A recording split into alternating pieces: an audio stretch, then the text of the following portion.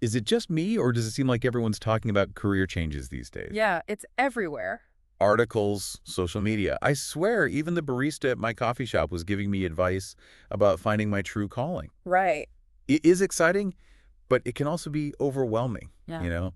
How do you figure out what actually applies to your situation? That's a really good point. So that's what we're going to be diving into today. Awesome. We're going to be looking at some excerpts from a really interesting article called, "Do You Really Need a Big Career Change?" Oh, I like that title. Me too, right? It really gets to the heart of it. It does, because sometimes we just jump to that conclusion, I need a whole new career, Right. without really examining whether that's true. Yeah, and this article does a great job of breaking that down. It does. And I love that it uses real-life examples, which always helps to make things more relatable. Definitely, because everyone's situation is unique. For sure. So the article's main premise is that a lot of people who think they need a complete career makeover actually don't. Yeah, like they're ready to just throw in the towel and do something totally different. Exactly. But the author, a career coach, has seen this pattern so many times where people are really unhappy in their work, but the issue isn't necessarily the profession itself. Exactly. It might be their specific job or their skill set, Yeah. or even things happening outside of work that are impacting their work life. It's so important to look at the whole picture, before you quit your job and sell all your belongings to become a goat farmer in the mountains. Right, maybe a little less drastic. Maybe. So before you make any big decisions, it's worth asking yourself, is it the profession I dislike, or are there just certain parts of my current job that are making me unhappy? That's a great question to start with. Okay, so the article actually uses this really interesting case study about a veterinarian named Linda who was struggling with burnout. Ooh, veterinarians, that's a tough job. It is.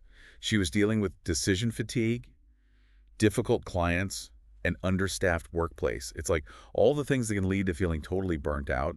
Yeah, you're constantly making high-stakes decisions, dealing with emotional pet owners. It's a lot. And on top of that, she was also feeling stressed about family stuff, and it was all just adding up. It's so relatable. Right, like everyone's dealing with stuff outside of work, too. Totally. So anyway, Linda was seriously considering leaving veterinary medicine altogether. Wow, so she was ready for a big change. She was. Hmm. But instead of jumping ship, immediately she decided to work with this career coach to see if there were ways to improve her current situation. That's smart, because sometimes you don't need to reinvent the wheel, you just need to adjust it a little. Exactly. And that's what they focused on. So what did they work on? So Linda worked with the coach on learning new skills like setting boundaries and communicating more effectively. Oh, those are such important skills, especially in a field like that. They really are, because you need to be able to advocate for yourself and your patients, but also manage client expectations. Right, because you can't save every animal, and you can't always make everyone happy. Exactly. So by learning these new skills, Linda was able to create a healthier dynamic at work. Did it help? It did. It's actually amazing how much of a difference it made. Good for her. Not only did her existing job become more manageable, but she actually ended up finding a new vet clinic that offered a more flexible schedule. Oh, wow. So she was able to address her work-life balance issues, too. She was, and she was able to do that without having to give up on being a veterinarian altogether. That's a great outcome. It really is. And it shows that sometimes the solution isn't about starting over from scratch, but about finding ways to empower yourself within your current field. Love that. All right, so now let's switch gears and talk about Carmen, our second case study, whose situation is totally different from Linda's. Okay, bring on Carmen. So Carmen is an accountant, and she actually enjoyed the work itself. Okay, so not a burnout situation. Not at all. She's very outgoing and social, and she felt like her job just wasn't allowing her to use those strengths. Sometimes those personality clashes can make a job feel really draining. Absolutely. And to make things even more complicated, her company was being acquired. Uh-oh. That always adds another layer of stress. It does, because you don't know what's going to happen with your job or your team. It's a lot of uncertainty. So she was dealing with both internal and external factors that were making her question her career path. Exactly. And it's like those big life events, whether it's a company merger or a personal crisis, they tend to magnify everything else. It's true, like suddenly you're reevaluating your whole life. Yeah, and the article really emphasizes that those are the times when you need to be extra careful about making any rash decisions. That makes sense. So how did Carmen handle it? Yeah, what did she do? Well, she also ended up working with a career coach, but she approached it a little differently. How so? So instead of just focusing on finding a new career, They worked on two tracks simultaneously. Oh, I like that.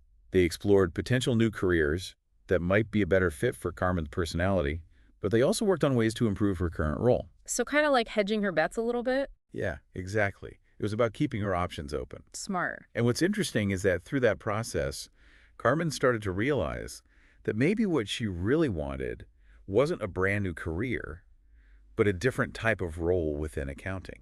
Oh, interesting. So instead of leaving the field altogether, she wanted to find a way to use her strengths within it. Exactly, like maybe a leadership position where she could interact with people more and really utilize her communication skills. So she was looking for a better fit within her field rather than a complete overhaul. Yep, and that's ultimately what happened. She found it. She did. When her company got acquired, she ended up moving to the aspiring company, but with a totally new mindset. I love that.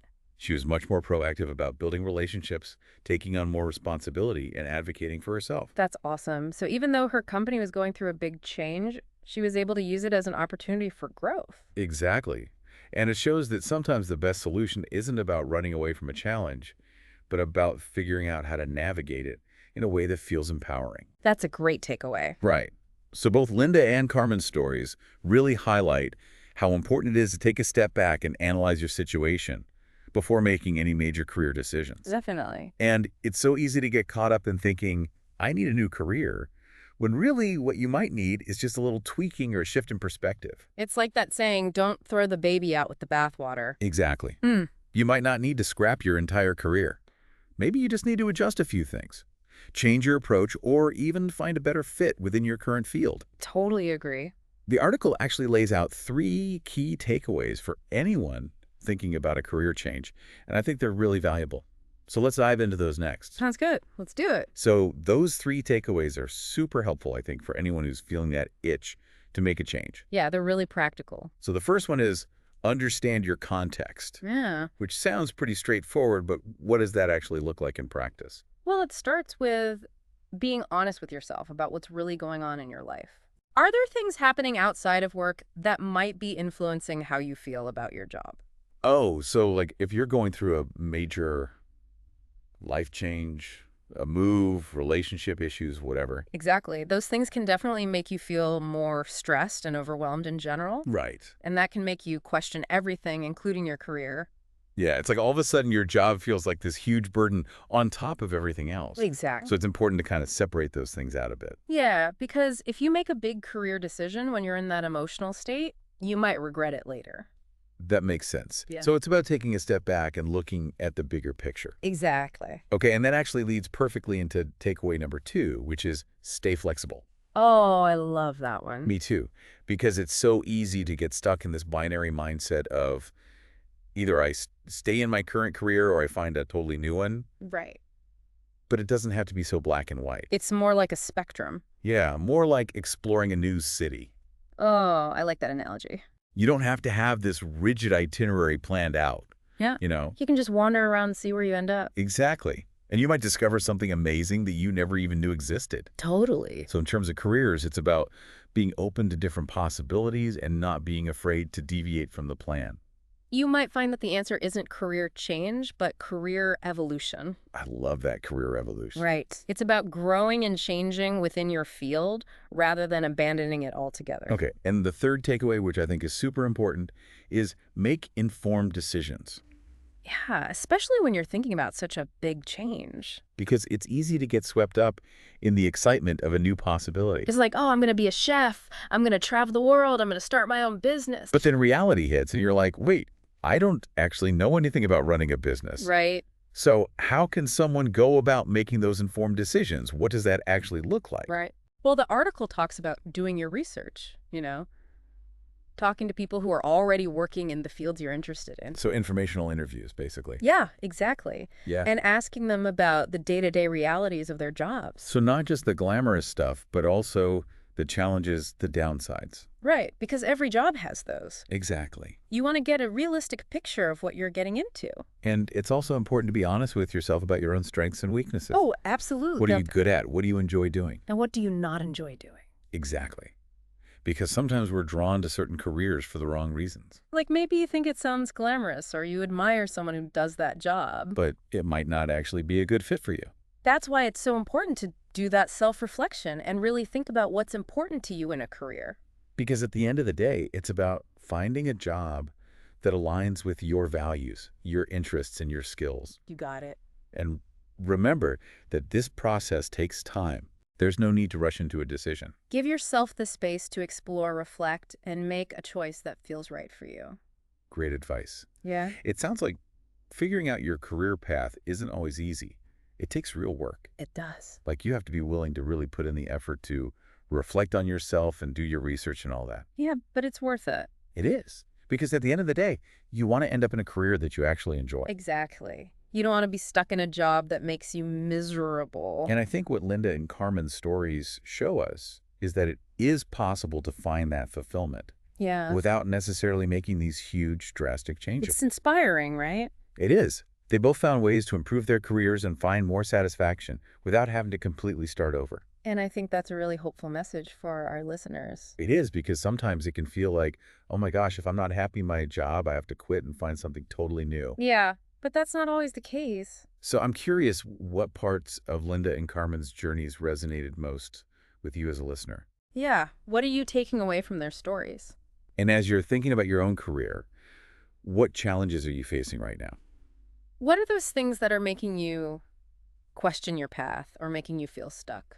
And I think the most important question to ask yourself is, if you could change just one thing about your work today, what would it be? Yeah, what's that one thing that would make a difference? It could be something small, you know? It doesn't have to be a huge overhaul. Maybe it's having a conversation with your manager about your goals, or seeking out a mentor, or taking a class to develop a new skill. Even those small steps can have a big impact. They can, because they can shift your perspective or give you a sense of progress. Exactly. And sometimes those small changes can lead to bigger changes down the road. So as we wrap up this deep dive, I want to encourage you to think about that one small step you can take today. What's that one action you can take to move towards a career that feels more aligned with who you are and what you want? And remember, you don't have to figure everything out all at once. It's a journey. It is just take it one step at a time and see where it leads. And you might be surprised at where you end up. Thanks for joining us for this deep dive. See you next time.